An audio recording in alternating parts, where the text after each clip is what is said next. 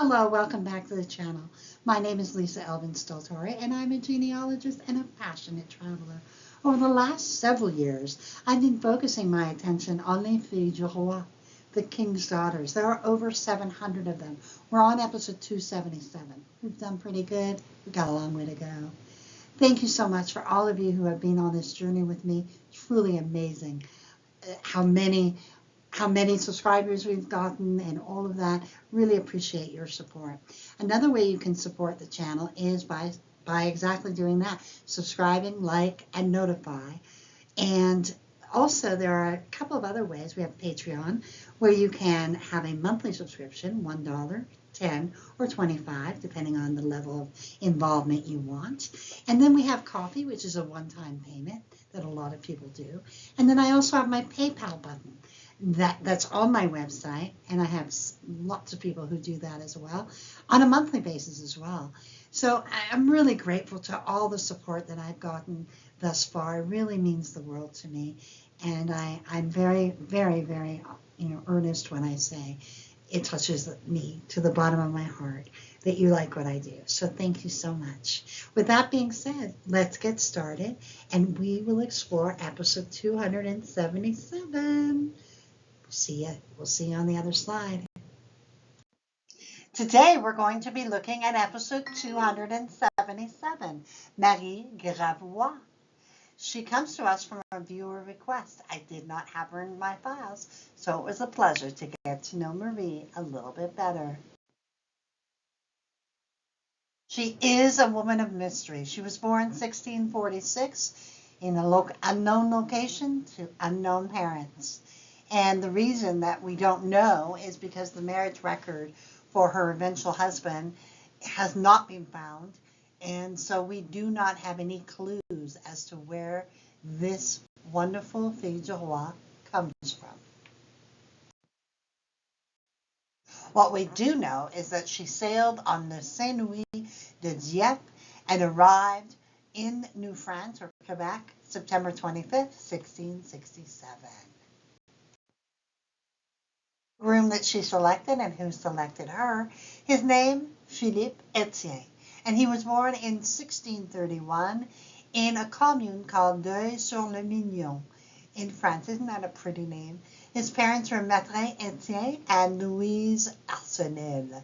Now, this particular commune, Deuil-sur-le-Mignon, has about less than 400 people. Very rural, very picturesque, and it is found in the region of France known as Nouvelle-Aquitaine in the Charente-Maritime department. You can see it on the right hand of your screen. The church that he would have been baptized in, Église Notre-Dame, was built between the 12th and 15th century. Let that sink in, how long it has been in that spot. It just amazes me. We do not know when Philippe arrived in New France, but we know that he signed a work contract in 1653, and we believe he was a carpenter. Now, he would go on to marry a local girl named Marie Vie in 1655. Marie had arrived with her parents in 1648 and had married, had one son before she became a widow in 1654. She and Philippe would go on to have 8 children. A little bit different because normally they do get married. I've had that, but I have not had someone who had such a large family and built really a life before marrying the fille du roi. So Philippe and Marie, his first wife, would settle at Trois-Rivières, which is only the second settlement of New France after Quebec City. It was named Trois-Rivières because the St. Maurice River has 3 channels that form at the mouth of the St. Lawrence River. Trois-Rivières is French for 3 rivers. Trois-Rivières is a very strategic location in Quebec and on the St. Lawrence River, and it helped the new nation grow and prosper. It also proved to be an important battle in the American Revolution, also known as the Battle of 3 Rivers. Some of you who have ancestors in this area might be surprised at you might qualify for being a patriot or a daughter or son of the American Revolution, because your ancestor chose to fight with les Américains, as they say. Now let us have a look at the marriage and the life that Philippe and his first wife Marie would create. Now, in the 1666 census, we have an indication François Lanctot is actually her son from her first marriage. Then we have their children, Charlotte, Jeanne, Marguerite, Charles. Then we have Marie Denot, who is actually the mother-in-law of Marie Vien, her first husband's mother. And then it gets very complicated, doesn't it? But thank goodness we have this information. And then we have Jacques Fevreau, who was a domestic servant serving in the household. Then we have the 1666 census. We have Philippe, Marie. Now remember, if we hadn't looked at the previous one, we would think that Francois was his child. He's not. We have Marie, Jeanne, Charles, Marguerite, and Marie. And then we have the 8 beasts, which are kind of like cattle, and they own 18 arpents à valeur, so about 16 acres of land. His first family would comprise 8 children that were born. Let's have a look. Marie Charlotte would marry Prudent Bourgret de Dufort and have 12 children, 10 of whom made it to adulthood. Jeanne would marry Jean Vinet and have 2 children, both of whom made it to adulthood. Judith would die at age 5. Marguerite Louise would marry Jean-Baptiste Menard and have 6 children, all of whom made it to adulthood. Jean-Baptiste's mother was Fille Mariée Catherine Forestier, who we profiled in episode 14. I'll put a link in the notes. We have Pierre, who died in infancy. We have Charles, who died sometime between 1668 and 1680. He is not listed in the 1681 census, so that's how we know that. Marie Ursel married Jacques Aubuchon and had 7 children, all of whom made it to adulthood. The last child did not receive a name, and he died at birth. At this point, his first wife Marie would pass away sometime before November of 1667, when he marries our Philippe du Roi. I can see why Philip would need to marry so quickly. He had children aged from 11, 10, 6, 3, and 1. And I suspect, we do not have a death record for his first wife, but I suspect that she probably died in late summer of 1667 due to childbirth complications. And now we turn our attention to our beautiful Fille du Roi, who gets married November 3rd, 1667, and immediately becomes a stepmother. Some of you have had that experience. Certainly it was I would imagine, an enormous thing to come to New France, marry a man you don't know, and also inherit all of these children to take care of. It's just amazing. They would go on to have 10 children. Joseph would become a voyageur and would eventually marry a native woman in Illinois. Michel would also become a voyageur and also married a native woman in Illinois. We do not have any information about the children that either of them would have fathered.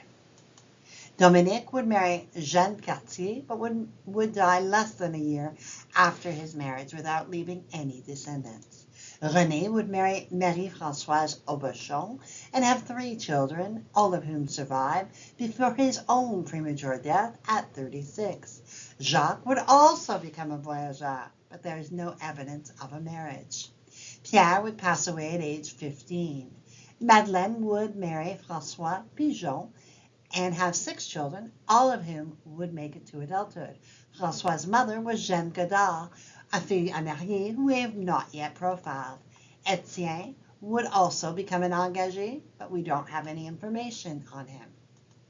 We have François, no other information. And then we have Marie Charlotte, who would go on to marry Gilbert Deshotel and have 10 children, all of whom made it to adulthood.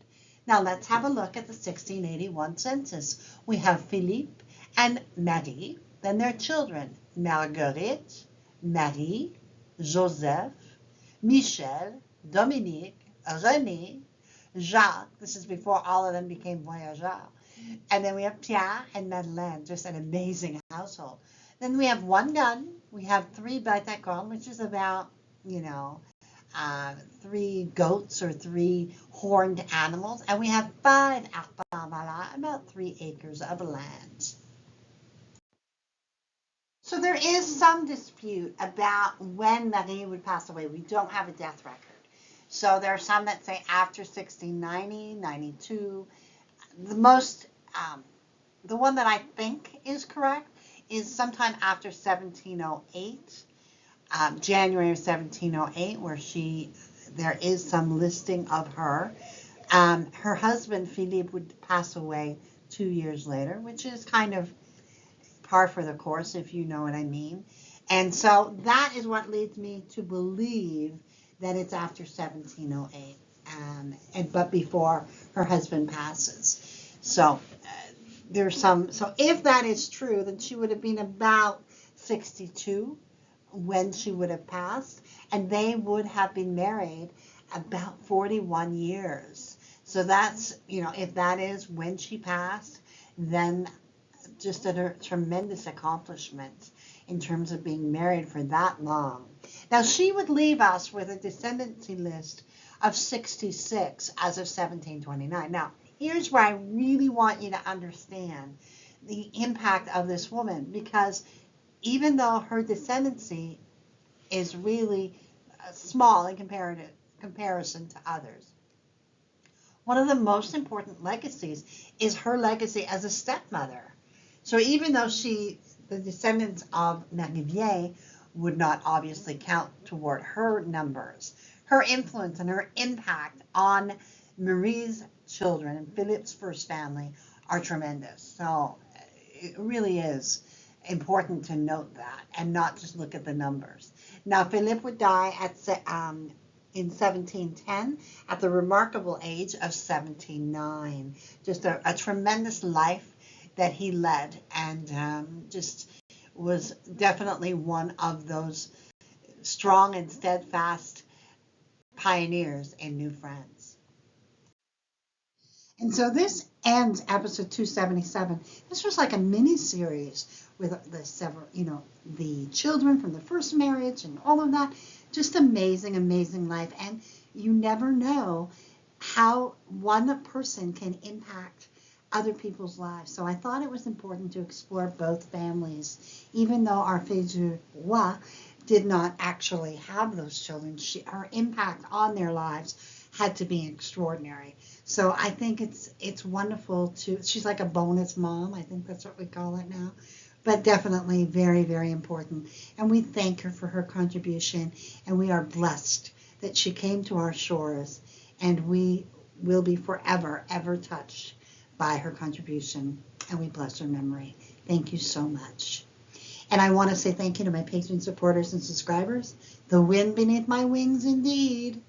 Thank you ever so much. And with that, I will see you on episode 278. Until then, au revoir.